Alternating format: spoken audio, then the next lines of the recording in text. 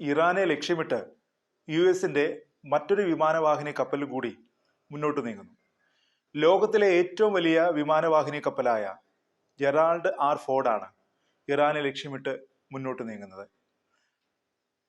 യുഎസിന്റെ മറ്റൊരു യുദ്ധക്കപ്പൽ USS Abraham Lincoln ഇപ്പോൾ മേഖലയിൽ വിന്യസിച്ചിരിക്കുകയാണ്. ഇറാനെ ലക്ഷ്യമിട്ട് US വൻ സേനാവിന്യാസം നടത്തുന്നതായി റിപ്പോർട്ടുകൾ വരുന്നു. ഇറാൻ US യുദ്ധം ഉണ്ടാകുമോ എന്ന ആശങ്കയിലാണ് ലോകം, പ്രത്യേകിച്ച് മിഡിൽ ഈസ്റ്റ്.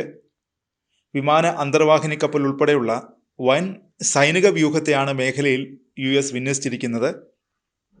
കഴിഞ്ഞ വർഷം മിഡ് നൈറ്റ് ഹാമർ ഓപ്പറേഷൻ എന്ന പേരിൽ US ഇറാനെ ആക്രമിച്ചിരുന്നു.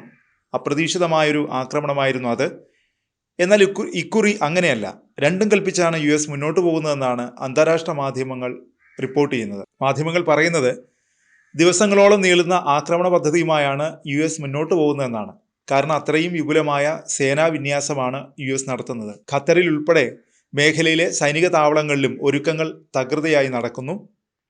ചില അന്താരാഷ്ട്ര മാധ്യമങ്ങൾ റിപ്പോർട്ട് ചെയ്യുന്നത് ആക്രമണത്തിന് ഇനി ട്രംപിന്റെ ഓർഡർ മാത്രം ലഭിച്ചാൽ മതിയെന്നാണ്.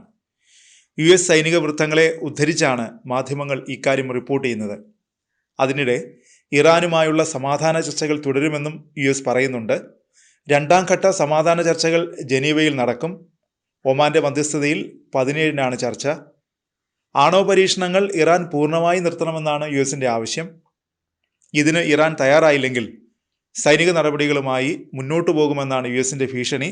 എന്നാൽ ഇതിന് ഒരുക്കമല്ലെന്നാണ് ഇറാന്റെ നിലപാട്. ആണവ മിസൈൽ പദ്ധതികൾ നിർത്തിവെച്ച് സമാധാനത്തിനില്ലെന്ന ഉറച്ച നിലപാടിലാണ് ഇറാനും. ആക്രമിച്ചാൽ USന്റെ മിഡിൽ ഈസ്റ്റിലെ സൈനിക കേന്ദ്രങ്ങളിൽ ശക്തമായി തിരിച്ചടിക്കുമെന്നും ഇറാൻ പറയുന്നു. ഇറാൻ പറയുന്നത് വെറുതെ അല്ലെന്ന് USനും അറിയാം. കാരണം കഴിഞ്ഞ വർഷം US ഇറാനിലെ ആണവ നിലയങ്ങൾ ലക്ഷ്യമിട്ട് നടത്തിയ ആക്രമണങ്ങൾക്ക് പിന്നാലെ USന്റെ മിഡിൽ ഈസ്റ്റിലെ ഏറ്റവും വലിയ സേനാ താവളമായ അൽ ഉദൈദ് ലക്ഷ്യമിട്ട് ഇറാൻ ആക്രമണം നടത്തിയിരുന്നു. അങ്ങനെ സംഭവിച്ചാൽ മിഡിൽ ഈസ്റ്റ് മുഴുവൻ യുദ്ധം വ്യാപിക്കും. മേഖലയെ മാത്രമല്ല ലോകത്തെ മുഴുവൻ അത് ബാധിക്കുകയും ചെയ്യും. കഴിഞ്ഞ ദിവസമാണ് ഇറാനെ ലക്ഷ്യമാക്കി രണ്ടാമത്തെ പടക്കപ്പൽ US അയച്ചതായി റിപ്പോർട്ട് വന്നത്.